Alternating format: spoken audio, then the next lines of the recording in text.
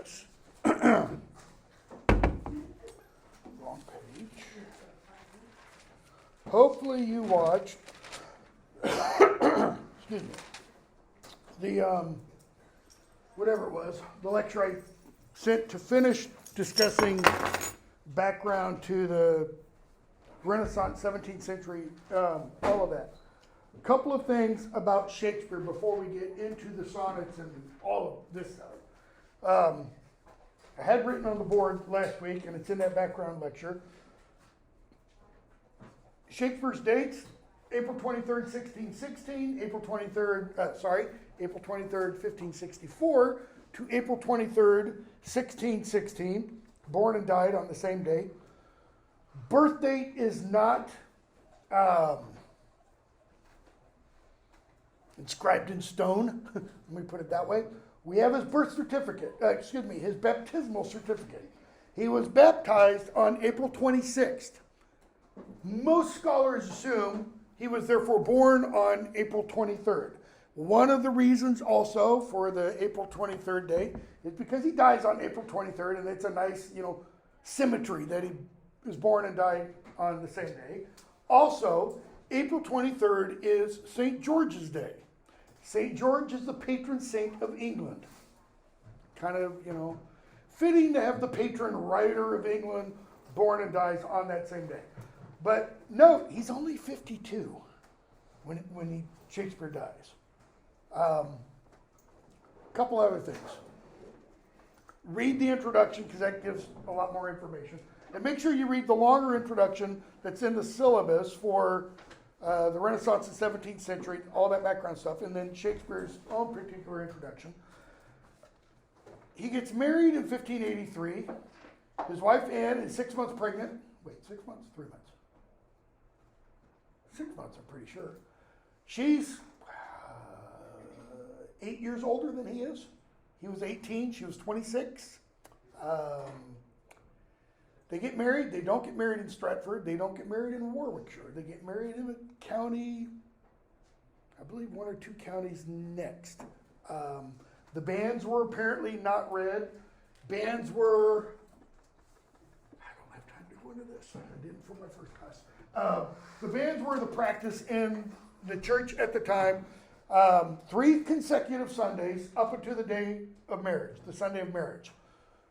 The priest/rector stands up and says, if anyone knows any reason why so-and-so and so-and-so should not be wed, let him speak now. And that was done 3 successive Sundays. We believe the banns were read once, and that's it. And then they went somewhere else and got married. First child was born in February of 83. They were married in November of 82. First child, daughter, Susanna, was born in February of 83. And then the twins, Hamnet and Judith, were born in May of 1585. Okay? Hamnet dies 11 years later. Shakespeare's other 2 kids outlive him. No surviving family members of Shakespeare today. So somebody can't step and say, I'm a long lost. No, they can't. We've got the genealogy done. They're gone. Interestingly, no survivors of Shakespeare, no survivors of John Donne, no survivors of John Milton. It's like they spend all their genes writing, so to speak, and whatever. 1585 to 92 are called the lost years, just very quickly. Why? Because we don't have a flippant idea what Shakespeare was doing during those 7 years. Let me rephrase that. We've got several ideas. We have no proof for any of them. School teacher, possibly. Headmaster of a school, possibly, is another theory. Traveling actor, possibly. Secretary to an important individual, another theory. Traveling the continent. No proof for any of those, okay? What we do know is that by 1592, Shakespeare is in London, and he's been in London long enough to make a name for himself and to arouse the ire/envy of other writers. A guy named Green, first name, I don't know why I keep skipping, Robert or Thomas, wrote a work in 1592, September I believe it was, where he alludes to Shakespeare by name, calls him Shakespeare, okay? And he quotes from, I think it is 3 Henry VI. The tiger's heart wrapped in a player's hide is the line that Green uses, which is a slight modification of Shakespeare's a tiger's heart wrapped in a woman's hide. All he does is change woman to player. And he's taking a shot at Shakespeare being an actor. The other part that he alludes to is thinking he can bombast out a piece of blank verse as well as anybody else, probably indicating Shakespeare's already been producing plays. And we know some of Shakespeare's plays had been produced, had already been seen in like 1590, 1591. But we don't know when he gets in London. That's the problem. Okay? Mid-1590s, the playhouses are closed because of plague. The mayor of London closes them. All right? That's probably when Shakespeare writes most of his sonnets. We do know he's writing sonnets by the mid-1590s, 1595 or so, because people refer to him as a sonneteer. So that tells us the sonnets are being circulated at the very least. They're not being published under his name.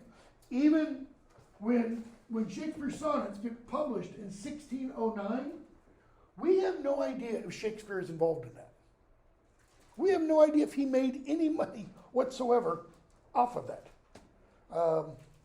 Which is kind of surprising because Shakespeare was a good businessman. He got 10% of the total take from each production of his plays.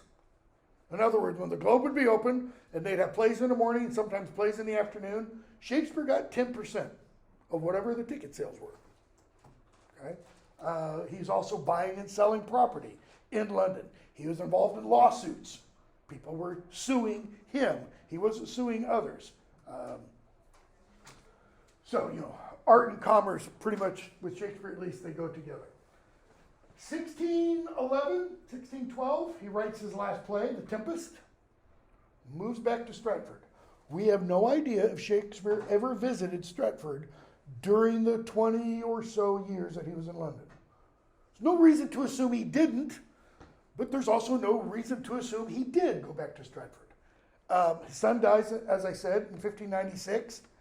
Pretty safe to assume he went back for the funeral. He bought property in the 1590s. In fact, he bought the largest house in Stratford.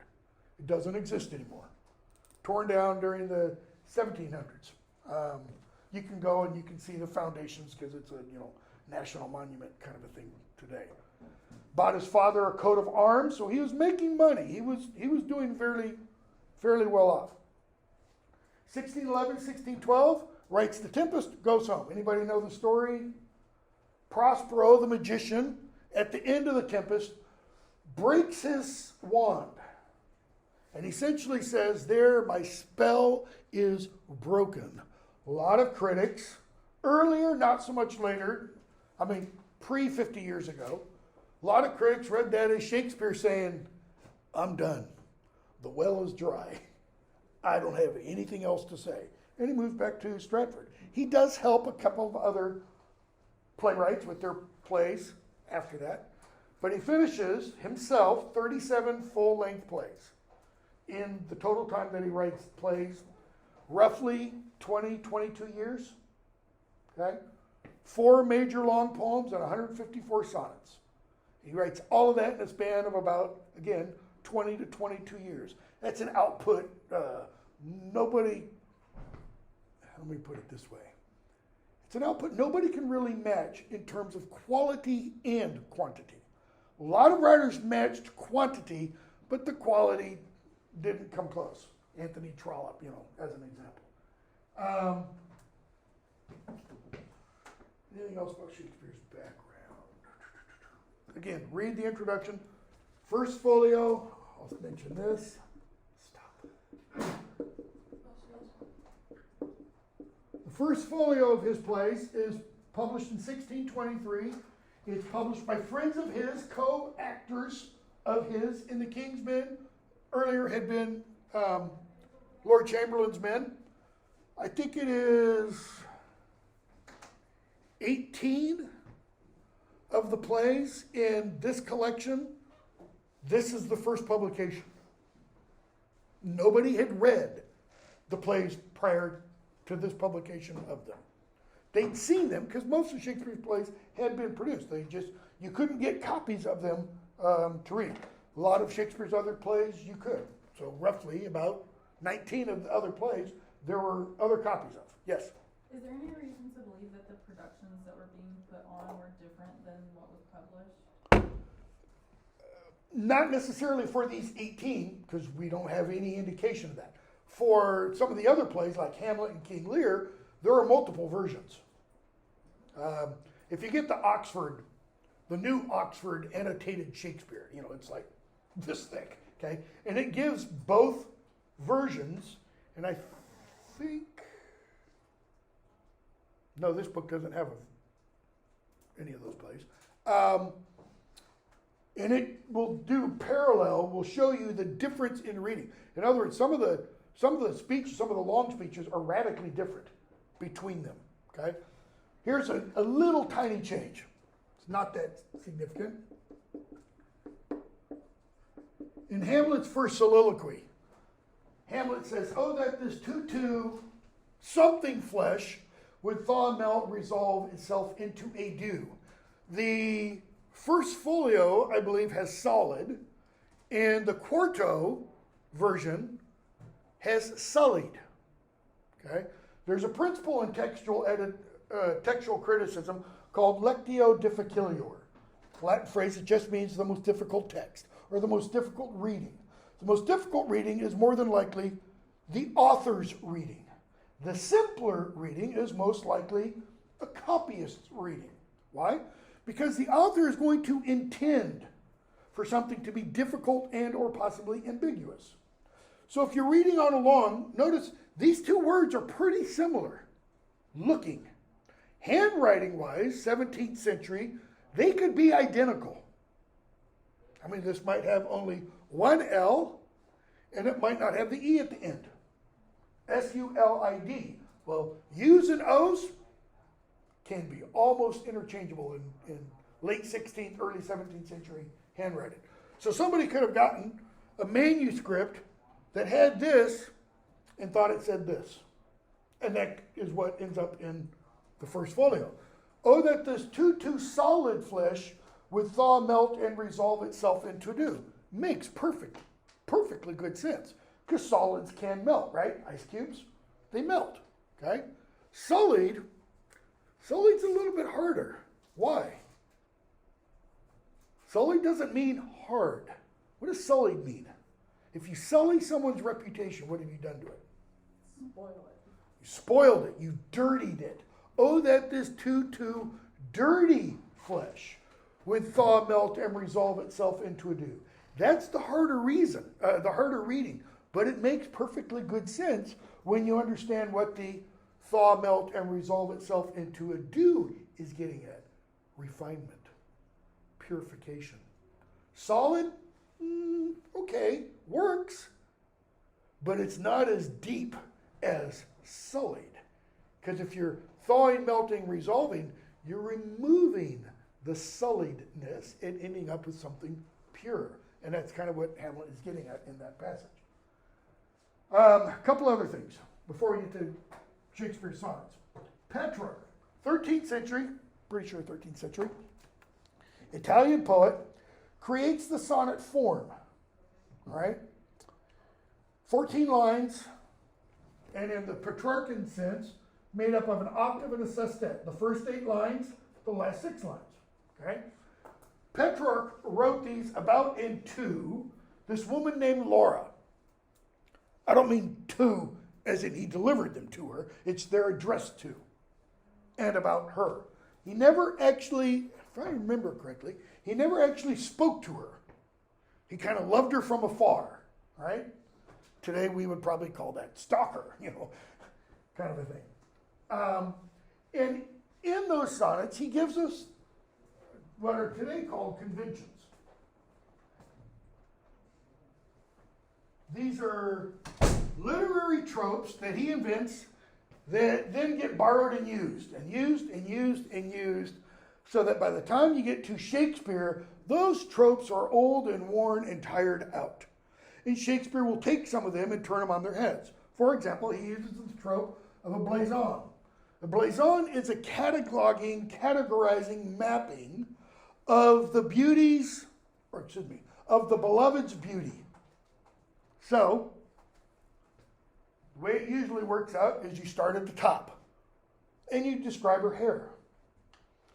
And then maybe her forehead.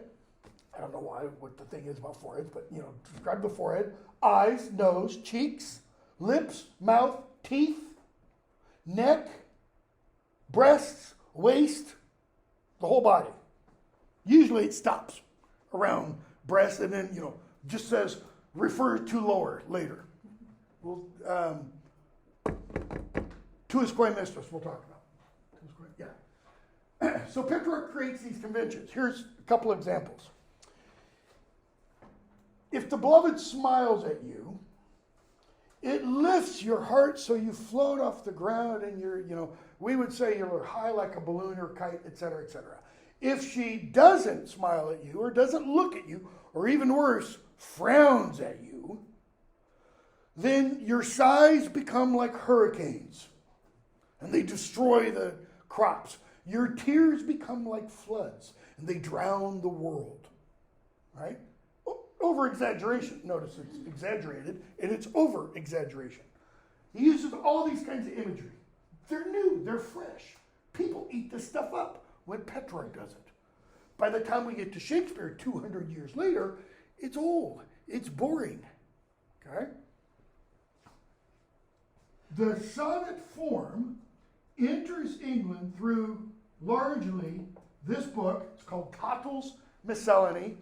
I thought it would be mentioned in your introduction. I skimmed the introduction again this morning. I did not see it, which I was very surprised. Published in 1557. And in that, you have a couple of English authors, Sir Thomas Wyatt and Henry Howard, Earl of Surrey, who translate some of Petrarch's sonnets into English. Okay? And they bring the sonnet form into the English language. And they use the same conventions. They follow his language. All right? That's kind of the beginning of the sonnet form in English. Two a little bit later authors, Sir Philip Sidney and Edmund Spenser, they're writing in the 1580s. Okay? Wyatt, by the way, was thrown in the tower by Henry VIII because he probably had an affair with, which one? One of Henry's wives. Anyways, Sir Philip Sidney writes a sonnet sequence called Astrophil and Stella. Okay? Sidney's also important because he writes the first defense or apology for poetry in the English language.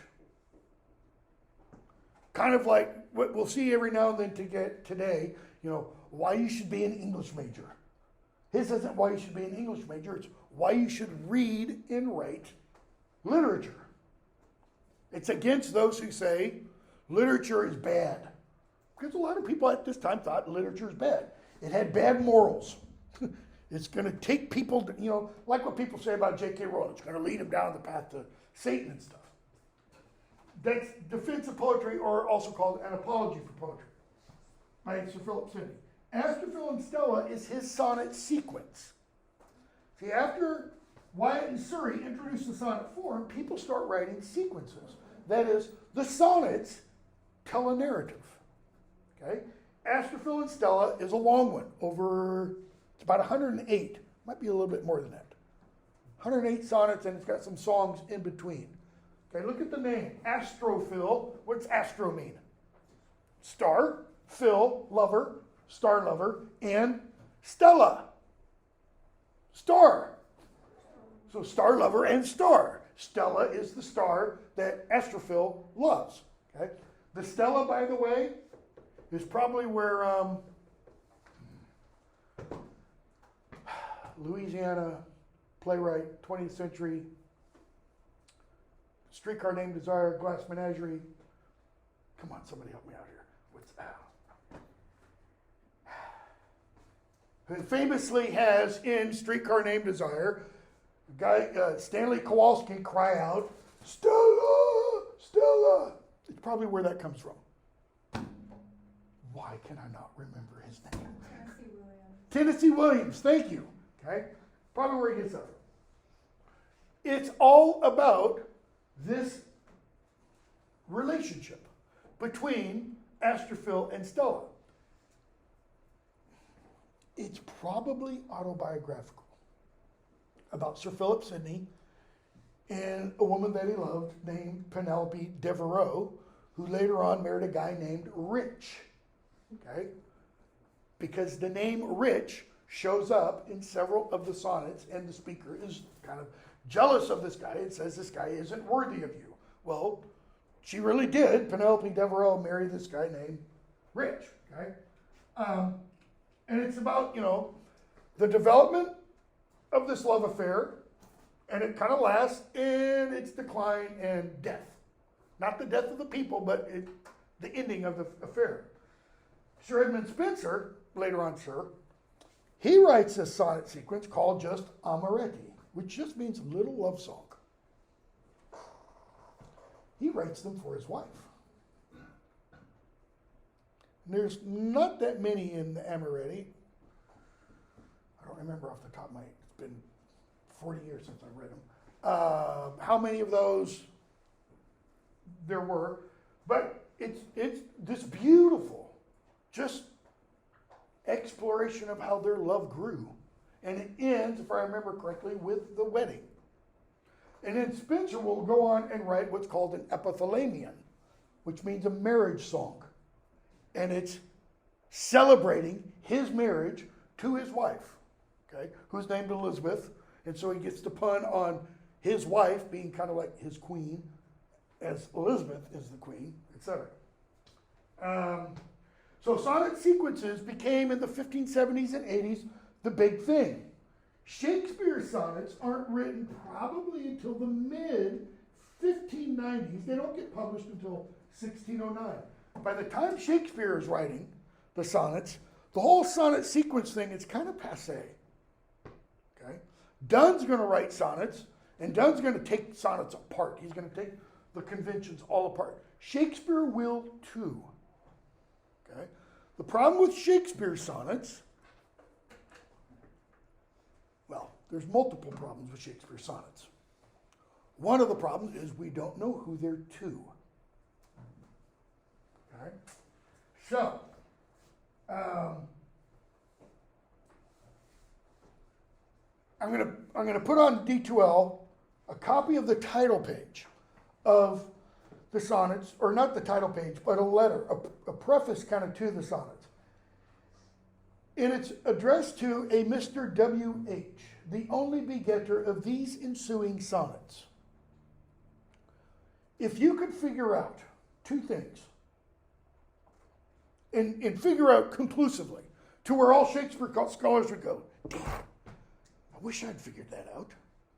You would be able to name your position, chair of English literature, pretty much any university in the world.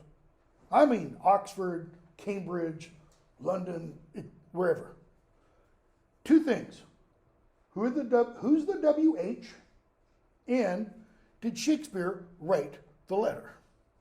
Because we don't know. There are various theories as to who the WH is. WH or HW, just reverse it, are the initials of two of Shakespeare's known patrons, William Herbert and Henry Wriothesley. Okay? Might be referring to either of them, might not. We don't know. And we have no idea if Shakespeare wrote this letter. It might have been written by the publisher, a guy named Thomas Thorpe. Again, I think I mentioned, as far as we know, Shakespeare didn't make a cent off of this. We have no idea what Shakespeare's involvement was in the publication of the sonnets. We don't have any idea if the sonnets that we have, in fact, are even in the order that Shakespeare wanted them to be read in. See, order, sequencing of sonnets becomes really important if the sonnets tell a story. Shakespeare, oddly enough, when I was working on my district, when I was a doctoral student, and then later on, once I started here, I was a member of what's called the Variorum edition of the poetry of John Donne. One of my jobs was to go through manuscripts and copy poems by Donne, etc. But I'd also find stuff by Shakespeare, but not much. For Donne, we have over 5,000 copies, handwritten copies of his poems, or portions of those poems. Donne only wrote a little over 200, okay? Shakespeare wrote 154 sonnets. There are hardly any copies of those handmade during his time, during his life period. Donne is the most widely copied author by far of the Renaissance. People liked his poems. Shakespeare, hardly any, oddly enough. And we don't know why. Yes? Well, didn't the printing press come to England shortly, right around that time when he was writing them? No, printing press was invented in 1453, came to England in 1474. So over 130 years before Shakespeare. 120 years before Shakespeare. There's printed copies of his plays, of many of the plays, what are called quartos. Refers to the sides of the book. There are a lot of what are called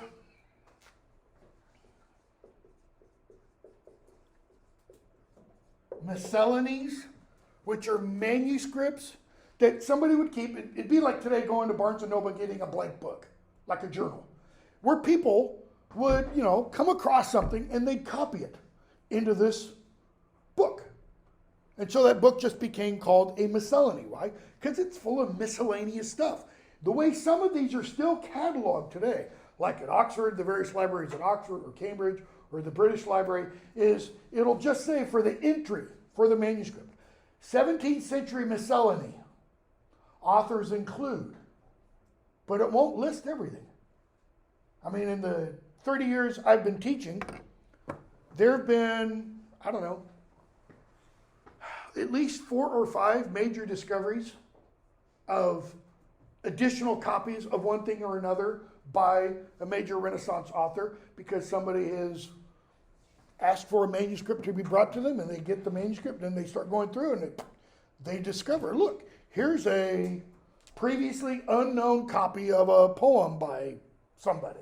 Or one of the cases was by one of the Donne people. Here's a previously unknown sermon by John Donne. Donne was later known primarily for his sermons. He wasn't known for his poetry really until the 20th century and T.S. Eliot. T.S. Eliot made Donne who he is today, largely through an article that he wrote. Okay? Okay, so back to Shakespeare.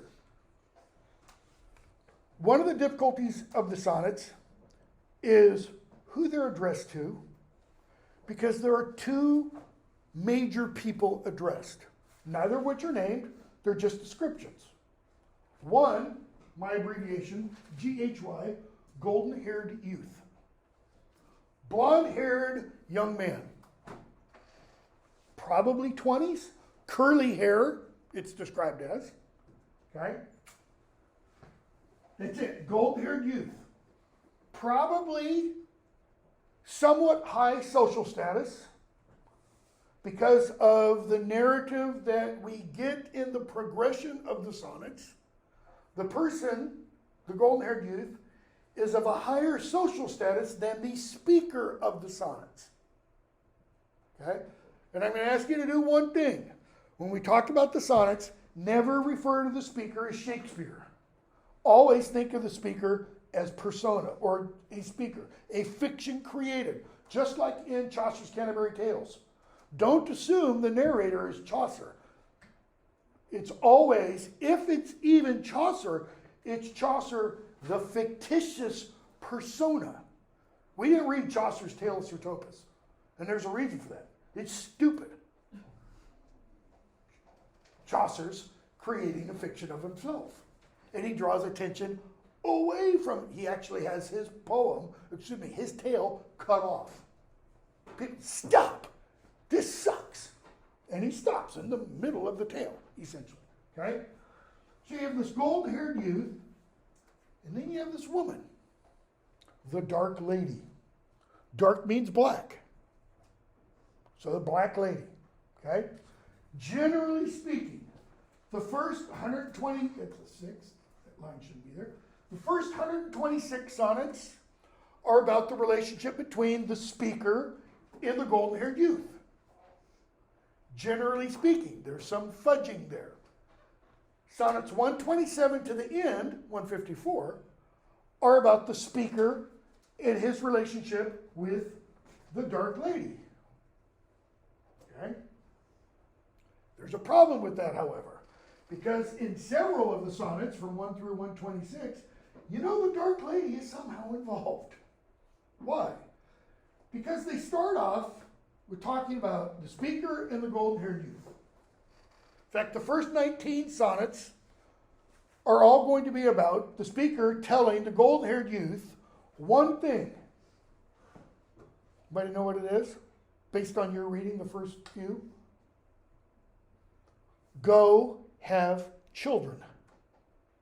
Make lots of little babies that look like you. Why? We'll see in sonnets 1, 2, 18, 20 even, because this guy is so disgustingly good looking. It would be a crime against humanity for this beauty to leave the world and not be reproduced and passed on. So I don't know. Pick your image of male beauty today and say that person needs to have children so that it stays with us, right? Well, then at some point, the speaker and the golden-haired youth, the relationship gets stretched. And by that I mean there's a distance between them. We don't know what the cause is initially. Part of it, I'm going to argue, seems to be because there's a social status difference. The speaker is of a lower social status than the person being addressed. And if you know nothing else about British culture, it is a rigid class society. I would argue it's still a rigid class society today. Most Brits would say, no, we're not. But they would only say that in comparison to what they used to be like. Much more rigid than the United States. Much, much more rigid. To the extent they don't mix. That's one of the genius things that Chaucer does in the Canterbury Tales, is he mixes the whole cross-section of society. Having a knight travel with a plowman would never happen. Okay? So, you get this relationship. And then you get this relationship between the speaker and the Dark Lady. And you get this relationship between the Dark Lady and the golden-haired youth. Okay? And it's clear that between the speaker and the Dark Lady, the relationship is sexual. All right? And it's clear that between the Dark Lady and the golden-haired youth, the relationship is sexual. I mean, there's also friendship there. It's not just, hiring a hooker kind of a thing. There's friendship and that kind of relationship also. But there's sex definitely involved. This relationship is where that is unclear. Now, a lot of critics, contemporary critics, will say, nope, definitely homosexual relationship. Okay? Or, if they don't go that far, there's definitely homoerotic desire between the speaker and the golden-haired youth and vice versa. Okay? My own reading is that's not the case. We have in the sonnets, and I need to get to them, multiple explorations of love. Okay? Platonic love, feminine love, friendship, and I just threw that in just before this class, because I didn't have it up for my first class. You see this more in other literature of the Renaissance. I can't think of a single sonnet in Shakespeare's sequence where we have feminine love between females, non-sexual friendship, companionship love, platonic love between females. I can't think of a single sonnet in Shakespeare's sonnet cycle that discusses this. It is in other works of literature in the Renaissance. This definitely is there. Masculine love / friendship. Okay? Then there's heterosexual love, homoerotic love, or desire, if you want.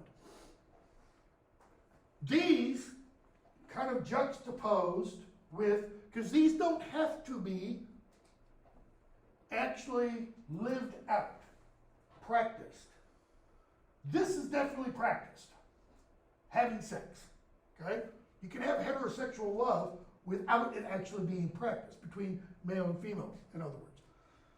All of this becomes an issue in the sonnets. And in one of the criticisms I would raise with a lot of the critics who emphasize the homoerotic desire is they want to do that autobiographically.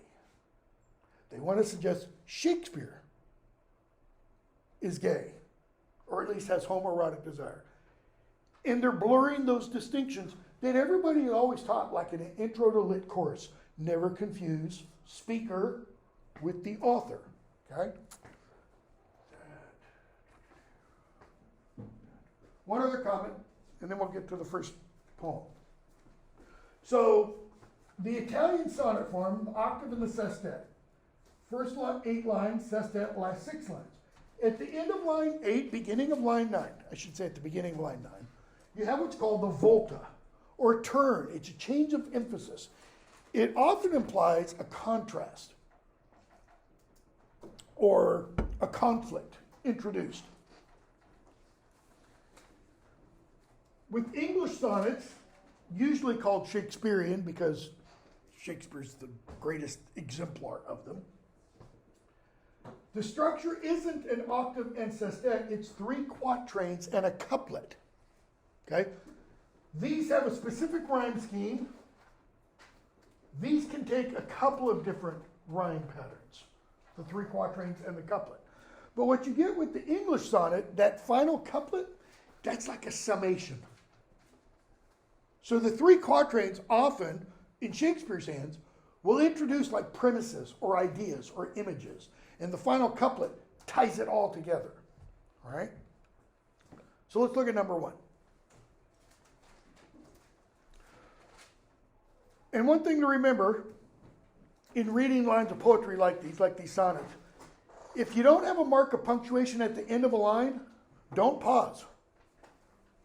Just keep reading on until you do get to a mark of punctuation. So, from fairest creatures we desire increase. Pause, comma, end of line. That thereby beauty's rose might never die. Comma, pause. But as the riper should by time decease his tender air might bear his memory. Notice I didn't pause after decease. But thou, contracted to thine own bright eyes, feeds thy light's flame with self-substantial fuel, making a famine where abundance lies. Thyself, thy foe, to thy sweet self too cruel. Thou that art now the world's fresh ornament, and only herald to the gaudy spring, within thine own bud buries thy content, and tender churl makes waste in niggardine.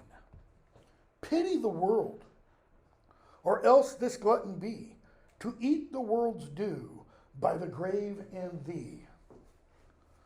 What's it mean? From fairest creatures we desire increase? Born gluttonous. How so? Or greedy, I guess. We want more of them. You want more of them. What's meant by fairest?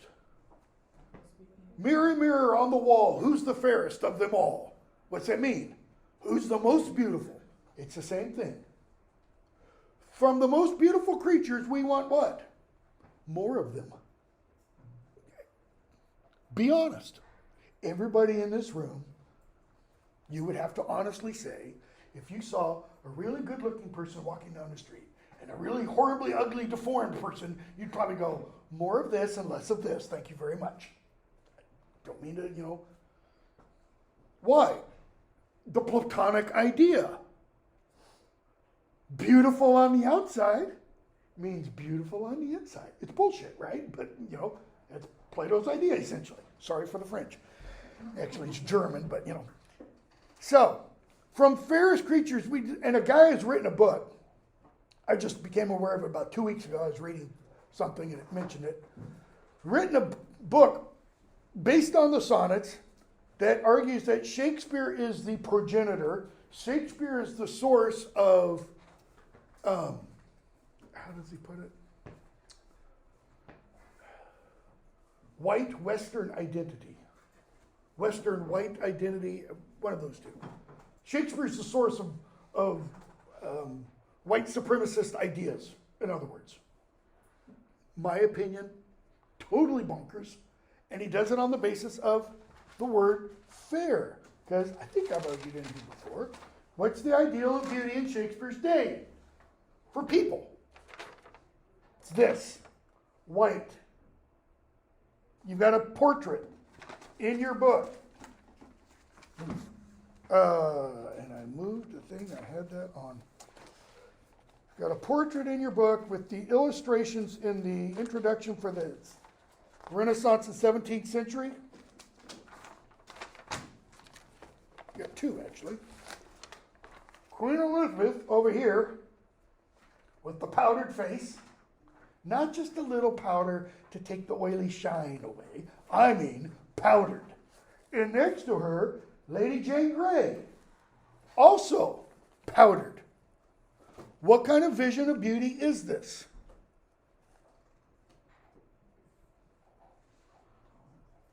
Unreal, right? It is unreal.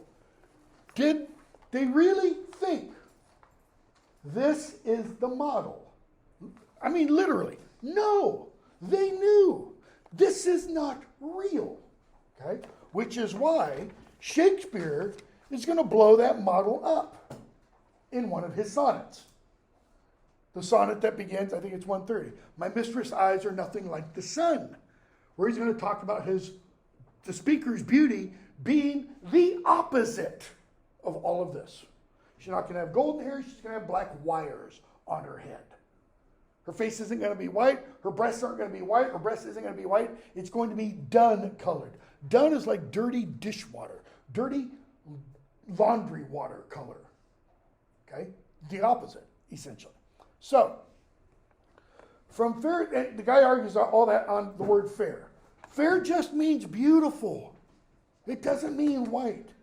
Okay? From fairest creatures, we desire increase. We want them to reproduce. Why? So that beauty's rose, what's meant by rose? The epitome of beauty won't die. Otherwise, we're going to have a world full of ugly people. Who wants that?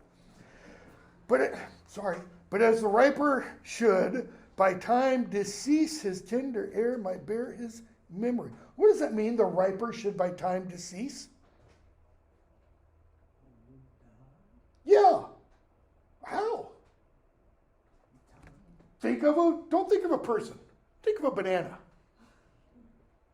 You buy a banana. Do you want to buy a banana when it's bright yellow? No, you really don't. You still want it to be a little bit green so it can age just a little bit. What happens if you let it age too much? It gets those mottled spots and then it gets black and then it gets all soft and gooey and by times decease. Right? Because something can get too ripe. I'm, in that sense, much riper than you guys are. You're still like that slightly green banana. I'm the one black and mottled and etc. But as the riper should by time decease, his tender air might bear his memory. What does it mean by bear? Contain, control, carry. How? I've got a friend, haven't seen her in a few years. She used to have a picture in her kitchen of her grandmother. I could look at Nikki And I could look at the picture of her grandmother and say, it's her. Looks exactly like her. There are people that you can look at and then look at that person's father. RFK Jr. has just announced he's running for president for Democratic Party. If his father had lived longer, hadn't been assassinated, he would look exactly like RFK looks now. You can see those features. You can look at RFK Jr. now, and you can see his Uncle Ted. You can see his Uncle Jack. It's the Kennedy resemblance. Okay, that's what he's getting at. So that when the person is getting really old, he can look at his offspring and see what he used to look like. But thou. Notice what does but mean? You can do this and this and this, but it's an undercut. It's a conflict is introduced. Contracted to thine own bright, reduced to just your own bright eyes, feeds thy lights flame with self-substantial fuel. That idea of self-substantial fuel, Shakespeare's going to pun on that later. Okay? How does he feed his lights flame with self-substantial fuel? You've got a footnote about what that is an allusion to. Greek myth of Narcissus. What did Narcissus do? He looked in a pond one day and said, my God, what a handsome creature. And fell in love with himself. What did he not do? He drowned. He didn't go reproduce. He didn't make more. My God, what a handsome creatures. Notice, self-substantial fuel. What feeds the flame? His lust and love for himself. Okay? Making a famine where abundance lies. Where's the abundance? In his eyes. Why is it a famine? Because none of us out here get to see them. Because what's he doing? It's like that one girl I had in a class years ago who sat in the back corner. I always tell the story of my first day of class. Sat in the back corner and just did selfies. Literally the entire first period. 55 minutes. And then the next day, she was taking, and she did that for like the first week. And finally I said, Jordan, what are you doing? Stop. I don't think she was a narcissist. Something, whatever, going on. This is long before TikTok and Instagram. So, making a famine where abundance lies. Thyself, thy foe, to thy sweet self too cruel. Why cruel? Again, self-killing. Not literal, metaphorical. Why is it self-killing? Because it's not going on. He's not sending little hymns out to the world. Thou that art now the world's fresh ornament. Your gloss, fresh, unspoiled. Okay. Which word on that line is harder to understand? Fresh or ornament? I usually have students say ornament. It's pretty clear what fresh means. New, unspoiled, ornament? How can a person be the world's ornament? Ideal decoration. Ideal, it's a decoration. Look at the Academy Awards. They're like walking, talking Christmas tree ornaments. It's, who can wear the most beautiful dress or the greatest tuck or whatever, okay? This guy, he would have been on the red carpet. And only herald to the gaudy spring.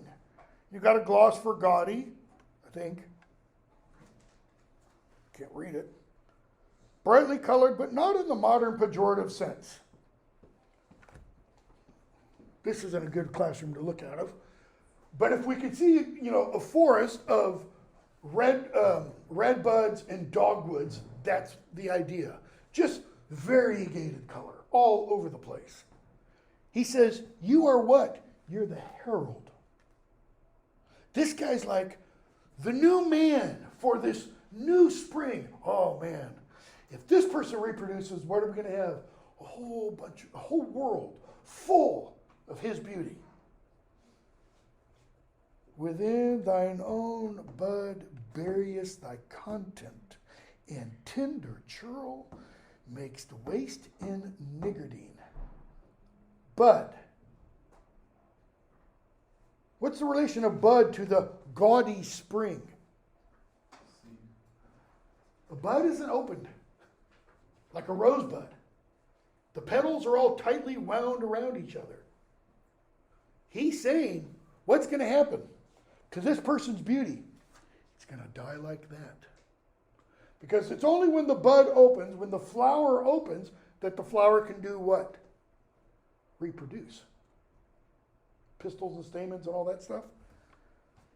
And tender churl, low-born, low-based one, or acting like a low-born, common person, but tender. Why does he say tender? It's kind of like the Elizabethan Shakespearean version of gentle. He doesn't want to be too harsh. Makes the waste in niggardine. What does niggardine mean? Or niggardly? G-G-A-R-D. Spendthrift. Tight-fisted. Okay? How's he being a spendthrift? How's he being tight-fisted? He's not, to use the proverbial phrase, sowing his wild oats. Pity the world. Show pity to the world. Or else this glutton be. Or you're going to be a glutton. You're going to eat it up all yourself. What? To eat the world's due. What's the world's due? His offspring. How does he eat the world's due then? I just thought of a really disgusting image. Don't go there. By the grave and thee. By dying. Okay? Number 2.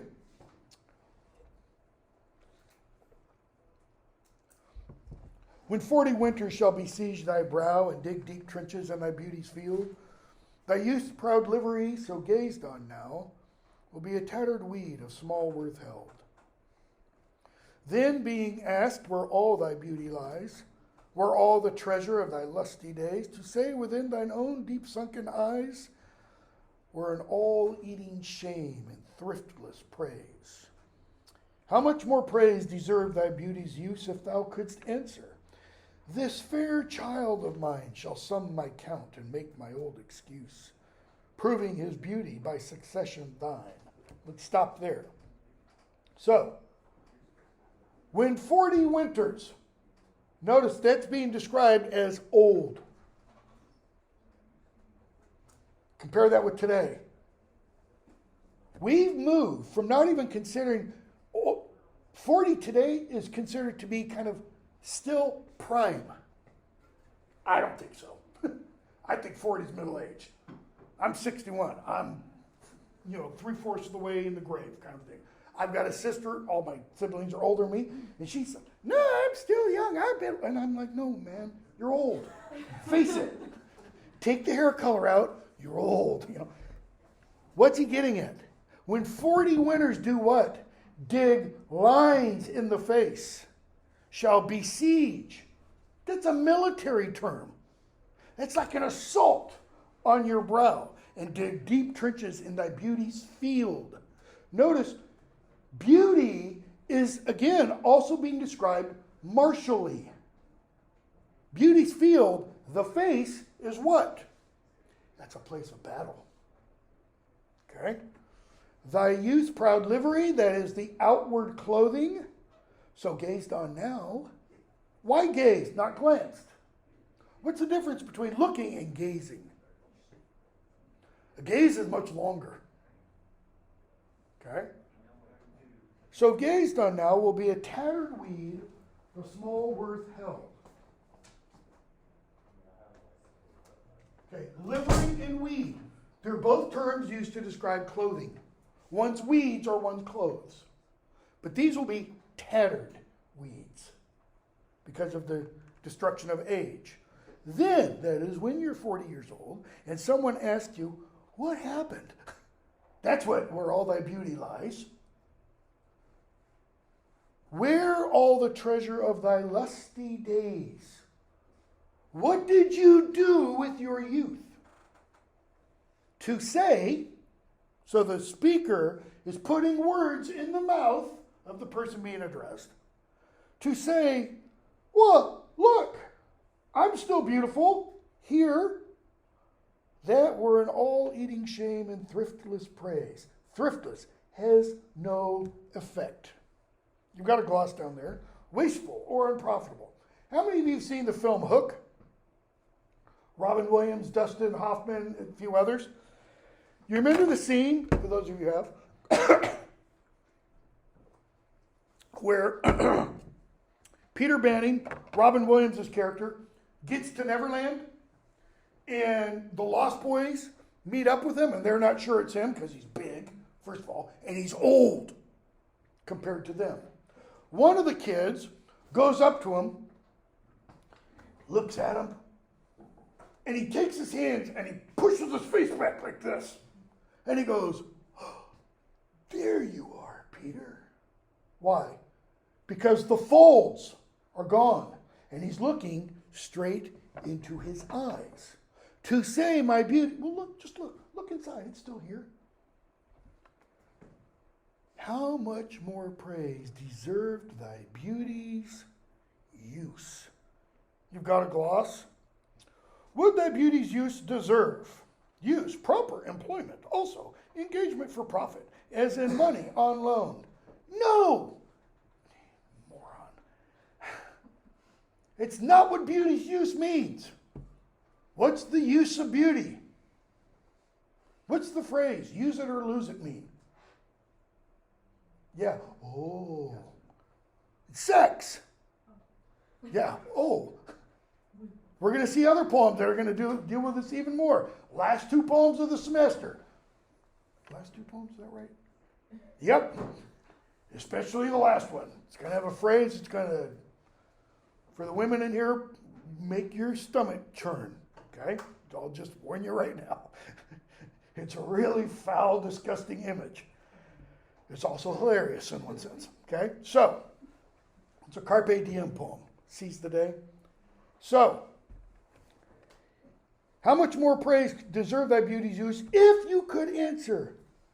Look, this fair, beautiful child of mine shall sum my count. This child sums up all the days of my youth. Just 1 second, Lily. And make my old excuse. This is what happened to my beauty. Proving his beauty by succession done. In other words, because they could look at this person and they could look at this person and say, clearly, son, father. Now bear in mind, this could have been written after Shakespeare's son died. Primogeniture is this period. Even though Hamlet wasn't the eldest child, Hamlet would have inherited everything. Hamlet died. Susanna, eldest child, inherited everything. Question? Isn't this like about a man though? Like it's. Yep. Okay. Well, anything in the poem told us it's a man? In this one? You man, you? Nothing like that, right? First one? No personal pronouns. Okay? Masculine, feminine, no gender pronouns. So, proving his beauty by succession thine. His beauty, the child's, not necessarily the person being addressed.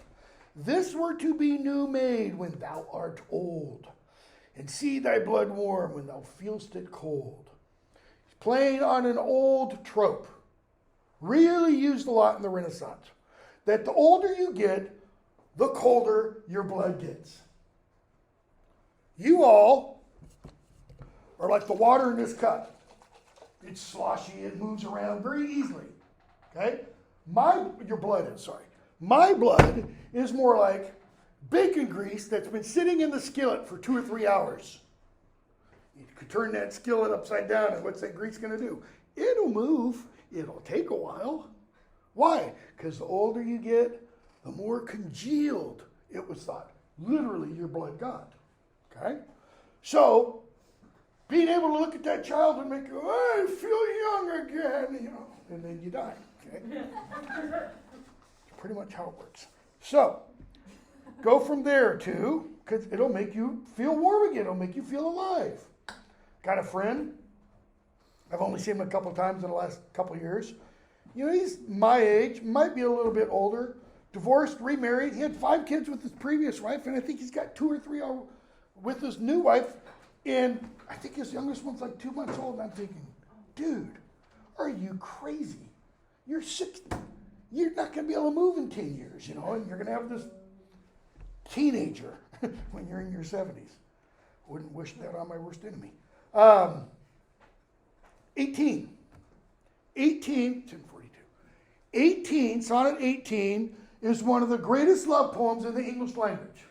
If you find a book called 100 Greatest Love Poems, this will be there.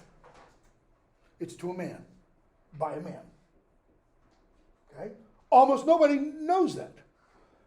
Is it an erotic love poem or a homoerotic love poem? Is there anything in this poem about I want to have sex with you? No. It is a platonic love poem. But in that sense, it's not even about love per se. Shall I compare thee to a summer's day?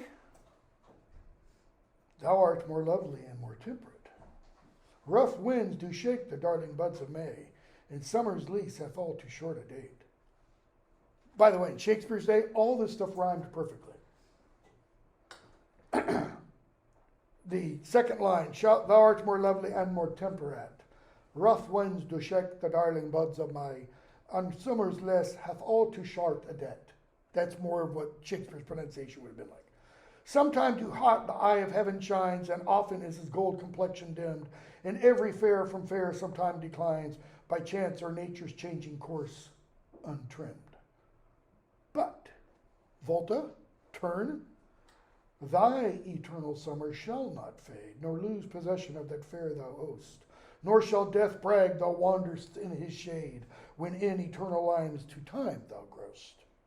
So, should I compare you to a summer's day? What does the speaker conclude? No. Why not? Better than a summer's day. Thou art more lovely and more temperate than a summer's day. Temperate how? I mean, it's easy for us reading this poem in Murfreesboro, Tennessee. Think summer, early August. What's it usually like? Hell in Murfreesboro. London, not so much. Though I've been in London 2 times when it's been like hell, because they don't understand air conditioning, supposedly a first world country. 2 times that I was there, I've been there multiple times. 2 times I was there, set the record for hottest days ever in London. Recorded history. 1995 and 2003. 1995, average temperature was like 93 for the entire month. We left and it was like 98, 99. All-time high. 2003, the day we left, we flew out, 101. They'd never been over 100 before. They beat that a couple of years ago. Hit like 104. Which in England, everything stops. Trains stop because their railroad tracks buckle at 100 degrees. I mean, they'll have mass derailments. Okay? What's he saying? Thou art more temperate. Why? Because in London, summer, it could be really hot. And it could also be really cold. I've been in London before when the average temperature in the summer has been 55, 60 degrees, which means at night, you're talking 45. So, temperate, even keeled. Rough winds shake the darling buds of May. May is considered summer. in London. That's why, A Midsummer Night's Dream. Title tells you what about the time of the play, the season. Is it a hard question? Because I get sophomores who take my intro to lit course, and I'll say, in what season is the play set? Winter. A Midsummer Night's Dream. Right there. Some say May. I accept that because there's a line in there that talks about doing the rites of May, but it's usually midsummer. So, storms hit in May. Summer's lease hath all too short a date. Unlike Murfreesboro, where summer can extend till mid or end of October, in London, fall usually hits end of August. Leaves are falling. Mid-September, beginning of October, trees are bare. Okay? Sometime too hot the eye of heaven shines, and sometime it's dimmed. Clouds. And and this is what the poet is getting to, or the speaker is getting to. And every fair from fair sometime declines. What does that mean? Okay, we've already said fair means what? Beautiful. Every beautiful from being beautiful sometime declines. That is, with the passage of time,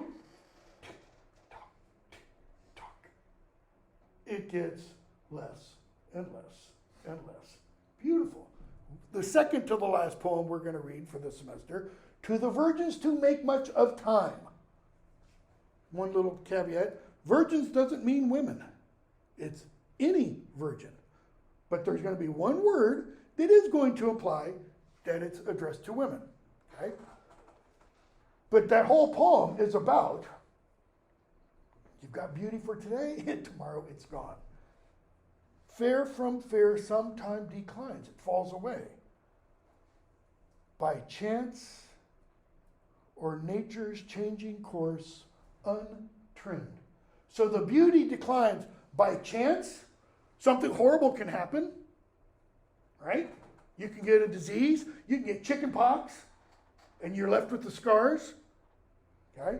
Or by nature's changing course. What does nature always do? It changes. It's never the same. And it does what?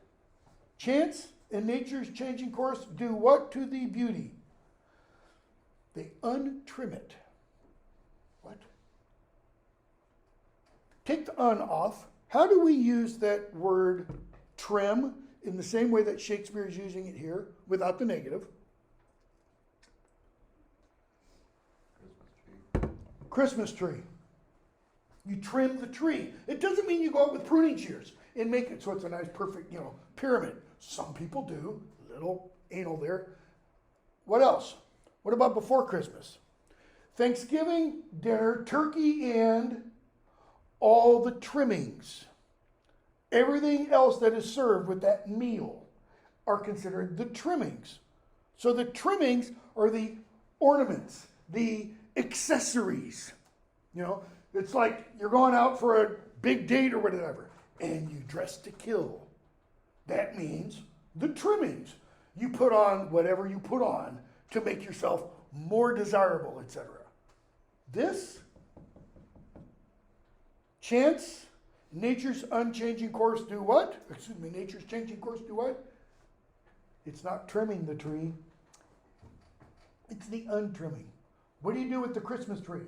After a week, a day, 2 weeks, whatever. You throw it away. But what do you do first? You take the ornaments off. And so what was made beautiful by the ornamentation, now just a dead, brown, scraggly thing with the needles falling off. Nor lose but thy eternal summer, notice the volta, but thy eternal summer shall not fade. Your summer won't go to fall in winter. Nor lose possession of that fair, the beauty, that thou owest, that you own. Nor shall death brag, thou wanderest in his shade, when in eternal lines to time thou growst. Notice the pun. When in eternal lines to time thou growst. When 40 winters shall besiege thy brow, and dig deep trenches in thy beauty's field. Poem 2. Talking about the lines on the face. And yet he's just mentioned when in eternal lines. So go from 40 in the wrinkles on the face to eternity in the lines on the face. That's the pun. Because he's not only talking about physical lines, right? When in eternal lines to time thou growst. What's the to time? To April 11th, 2023. So long as men can breathe or eyes can see, obviously we're all in here breathing, and I don't think anybody in here is sight deprived. Every now and then I do have a seeing impaired student. So long lives this, and this gives life to thee. What has the poet just said? You, whoever the you is, you're alive right now, 2023. How? Because we've just read this description. And the very fact that we read it, we had eyes to see, and we're breathing, our breathing inspires. And it's like the image rises out of the book. If we stop, if this poem, for some reason, gets banned, excised, so nobody reads it for 100 years, what will happen? It probably will not ever be said, heard again. Why? Because it wouldn't even be in memory. Unless one of you, you pretend like you're at the end of Ray Bradbury's Fahrenheit 451, and you're going to say, I'm going to become Shakespeare Sonnets, and you memorize all the sonnets so that you can then pass them on. Or like in the book of Eli, same kind of thing. Okay? You become that book. Now this, I don't know about you, I get chill bumps when I think of that. It's genius what Shakespeare just did. Because you can go back to this series, this sonnet sequence, Astrophil and Stella, I didn't tell this in my first class. And the speaker, Astrophil, essentially says to Stella at one point, give me what I want. Oh, or I'm going to immortalize you. I'm going to immortalize you in words, and they're not going to be nice words. I'm going to portray you in such a manner. So he's doing the exact opposite of what Shakespeare does here. Though Shakespeare is going to do some of that in some of the sonnets, but not nearly as much. Okay, sonnet 20. We've got 10 minutes. Hopefully we won't spend the next 10 minutes on just this one sonnet. This is the sonnet that a lot of critics will say, here's the proof. Here's the, to use a line from Shakespeare's Othello, here's the ocular proof of the homoerotic desire. I read it and I think it's exactly the opposite. Okay? A woman's face with nature's own hand painted hast thou, the master mistress of my passion. A woman's gentle heart, but not acquainted with shifting change as is false women's fashion. An eye more bright than theirs, less false and rolling, gilding the object whereupon it gazeth. A man in hue, all hues in his controlling, which steals men's eyes and women's souls amazeth. Well, let's stop there for a moment. That's the end of line 8. Okay? So we've had 2 quatrains, but we don't necessarily get a volta. All right? So, first quatrain. What's the speaker said about the person being described?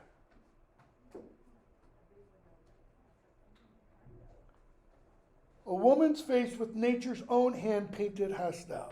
So what's the person's face look like? A woman's face. Who made it? Nature. How is nature always portrayed? A woman, female, feminine. You never hear Father Nature. Oh, Father Nature's really mad at us, like he's going to bring out the whip, you know. No, it's always Mother Nature who's the really stern one, okay? So a woman's face with nature's own hand painted hast thou, the master mistress of my passion. That's the first problem. What the hell does master mistress mean? Master of my passion? Mistress of my passion? Both? Hermaphroditic? Androgynous? Or do they both just mean controller? Controller of my passion. A woman's gentle heart, but not acquainted with shifting change as false women's fashion. What does that mean? Well, the person's been created by nature with a woman's gentle heart. But then what does the next line and a half mean? Or half line and line? Some critics read the last half line of that part, as is false women's fashion, to mean all women are false. But this person hasn't been created like that. This person's been created, but not acquainted with shifting change, as is false women's fashion. Why? What is the speaker saying here about false women?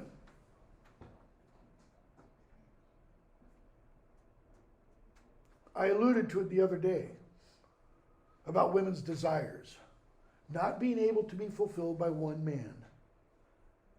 The speaker is suggesting false women, I'm not going to say all, false women do what? They change.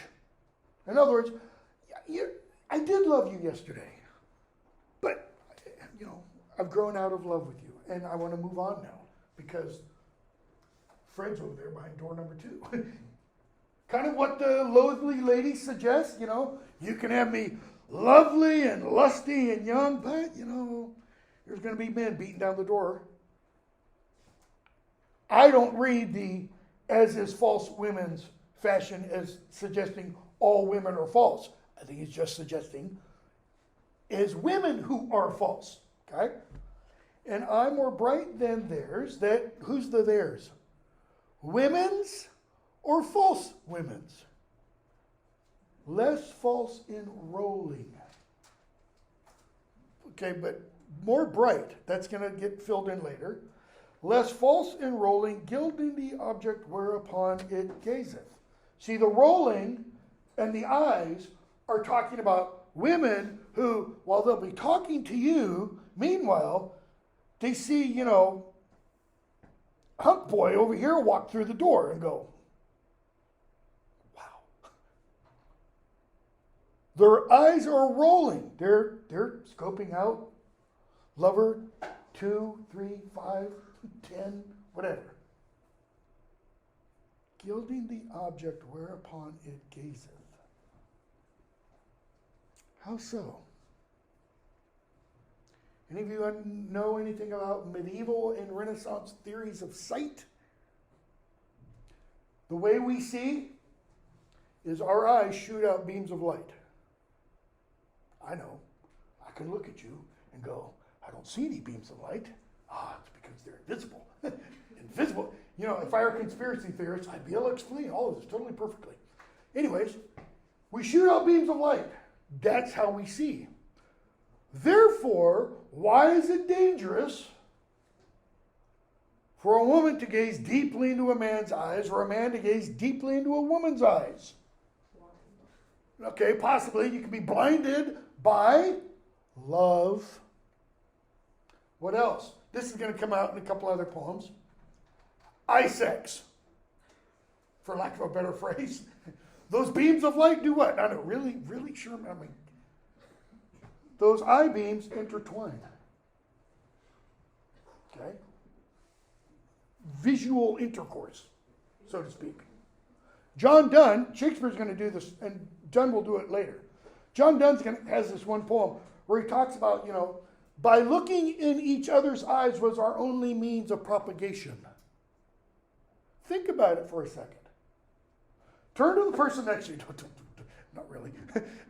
Look deeply into another person's eyes. That is, get up close and personal. Look in that person's eyes, and what will you see? Yourself. You will see your reflection in their eyes. What have you just done? You've propagated yourself in their eyes. You know, you could go all weird with that. So, that's how you gild. But you only gild the object upon which you gaze. Not just glancing, because if you glance, what happens? If I had a flashlight, I should bring in, how powered flashlight I have. I could do this, and it would glance over some of you. That is, you'd light up for a second, but when you gild something, what do you do with it? Literally, what do you do with it? Like the phrase, to gild the lily, you cover it with gold. The gold is the shininess. So when you gaze at something, what's happening? 5,000 candle watts of light, bzz, and you do what to it? Beauty is where?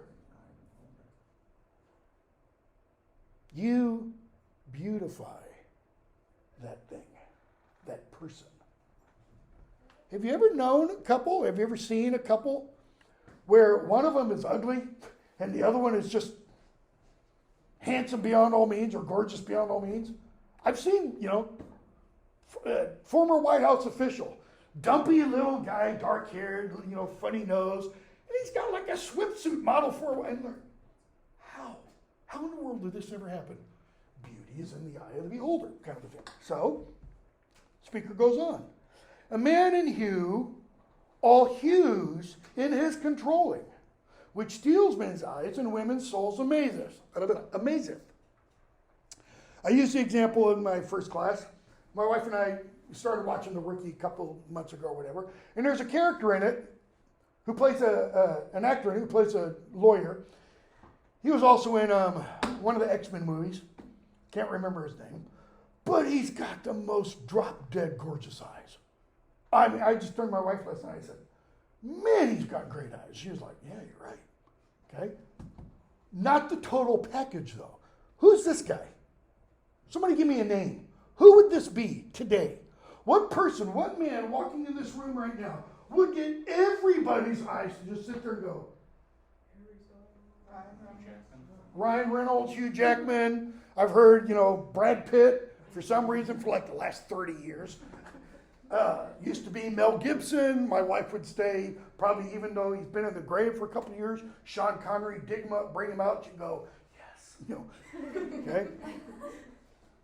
Somebody like that, to where everybody, even the men would go, it's just not fair. It's just not fair. Which steals men's eyes and women's what? Souls. Amazeth. Yeah. Oh, be still my heart, okay? And for a woman wert thou first created, till nature as she wrought thee fell a doting. What does it mean to dote on something? Spend too much time, to overly care for it. The modern day helicopter parent. So what did nature do? Nature was making you for what? To be what? A woman. And she's sitting there and making you out to be a woman. And by addition, me of thee defeated. She defeated me and what I wanted from you. What did I want from you? By adding one thing to my purpose, nothing or noting. She added one thing that doesn't fill my purpose. What's the speaker's purpose? Nothing.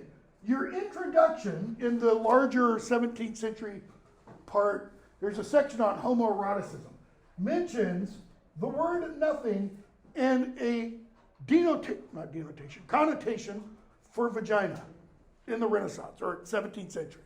Okay? His purpose was a vagina. That's not what she created this person with. But since she pricked thee out, that makes it clear. And Shakespeare's audience is probably slapping their thighs, laughing at this. Okay? But since she pricked thee out for women's pleasure, okay? Notice what the speaker says. She gave you a prick, that's for women's pleasure. Mine be thy love, and thy love's use, previous line, their treasure. I don't see how you can read that homoerotically in the sense of praxis, having an actual homoerotic affair. I think what the speaker is saying is, I want your love that is where? Here or here. It might be same-sex attraction, but it's not practicing it. It's not talking about same-sex sex, okay? Didn't get as far nearly. What is it with this class? I never get as far with you guys. Okay,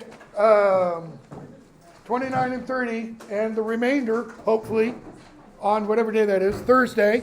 Don't remember. Told my first class, today should be the last day of class. I'm so done with this semester already. Don't forget, if you haven't sent me an email, send me an email about your paper topic / proposal. I need that by midnight tonight. And that paper / project is due next week on today, week from today. Yes. When I send that email, do I need to have all the words that I intend to do, or No, just pick one? just Great. and that basic idea of what you're doing. Okay, thanks. I Yep. had a quick question about Sure. that. So I know you said if you like paint, draw, whatever, you can do something